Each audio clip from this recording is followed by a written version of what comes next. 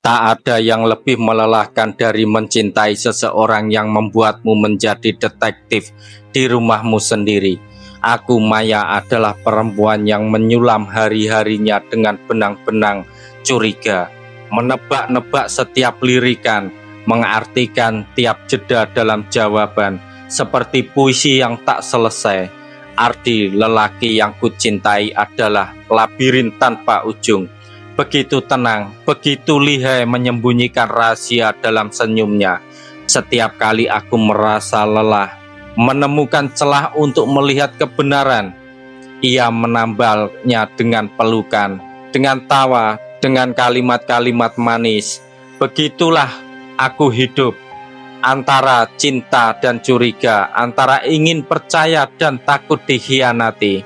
Saat pertama kali aku mengenalnya, Ardi adalah hujan pertama setelah musim panjang kemarau, membawa aroma baru, membasuh luka lama, dan membuatku ingin tumbuh lagi.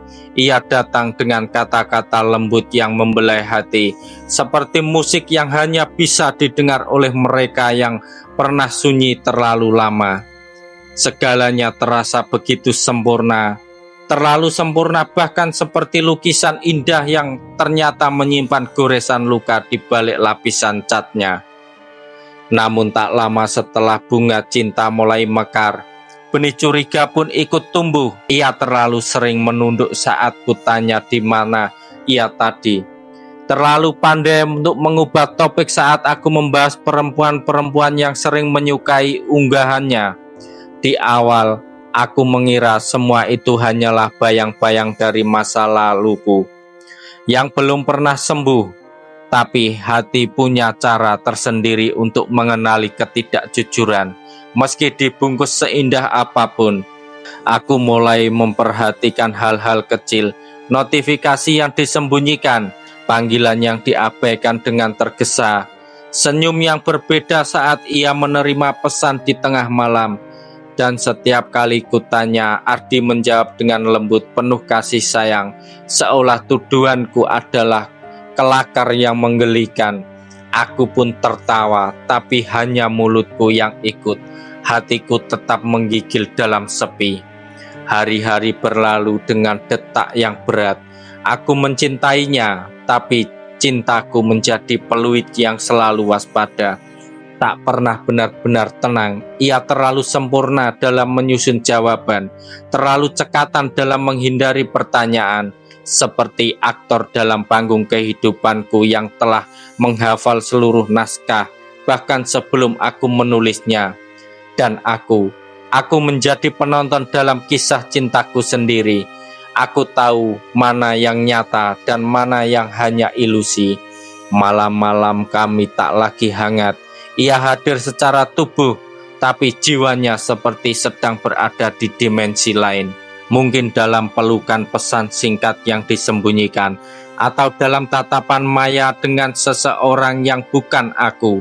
Ia menciumku dengan bibir dengan dingin, dan memelukku dengan tangan yang terasa seperti pintu yang tak pernah sepenuhnya terbuka. Aku mulai bertanya pada diriku sendiri, apa artinya mencintai seseorang yang selalu punya pintu rahasia dalam hidupnya. Tapi setiap kali aku hendak pergi, Ardi menangkapku dengan kata-kata manis seperti benang emas yang membelit leherku.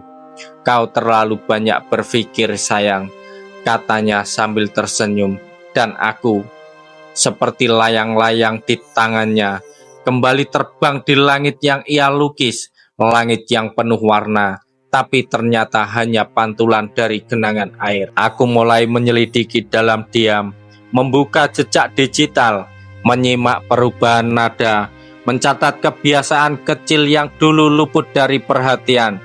Tapi Ardi adalah penjaga rahasia yang terlatih. Ia menghapus jejak seperti bayangan yang tak pernah tertangkap cahaya. Setiap petunjuk yang kutemukan menguap secepat ia mencium keningku dan berkata, aku milikmu sepenuhnya. Suatu malam, aku nekat membuka ponselnya saat ia tidur. Jantungku berdetak seperti genderang perang. dan mataku mencari bukti seperti mata serigala yang lapar akan kebenaran. Tapi tak kutemukan apa-apa, hanya kekosongan yang terlalu bersih, seperti lantai rumah yang baru dipel karena darah. Ia bukan tak bersalah, ia hanya terlalu pandai menyembunyikan bekas luka. Saat ia terbangun, ia tak marah, tak protes, hanya menatapku dengan mata yang tenang. "Kau tak percaya padaku," katanya lirih, dan aku yang dipenuhi rasa bersalah karena tak menemukan apa-apa, malah merasa akulah yang bersalah. Padahal dalam diamnya aku tahu ia sedang menertawakanku dalam hati karena telah berhasil menyembunyikan sesuatu yang sempurna. Pada akhirnya aku menyerah bukan karena lelah mencintai, tapi karena lelah merasa bodoh.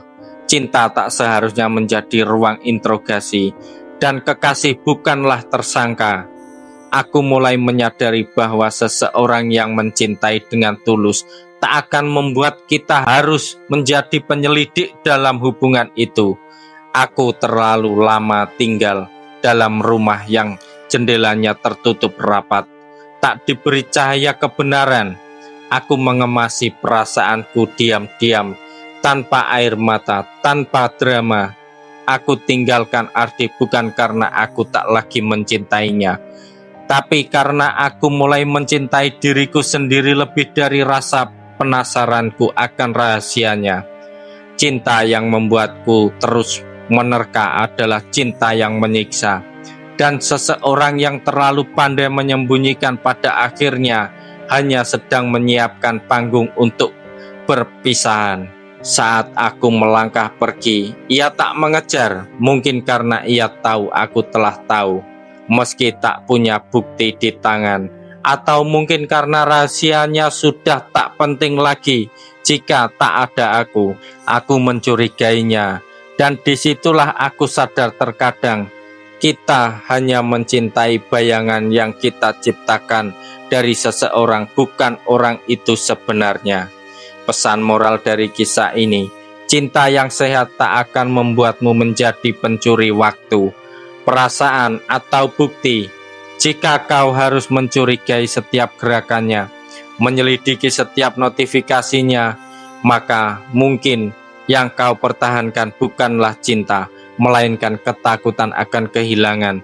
Orang yang benar-benar mencintaimu tak akan membuatmu merasa seperti penjahat dalam hubungan sendiri.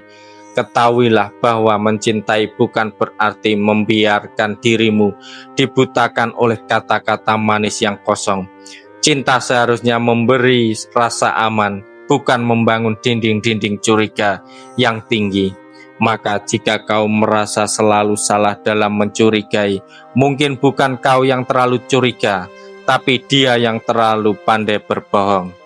Jangan lupa kalau suka video ini kasih like, komen, dan share ke teman-teman kalian. Dan pastinya subscribe untuk konten-konten cerita seru berikutnya.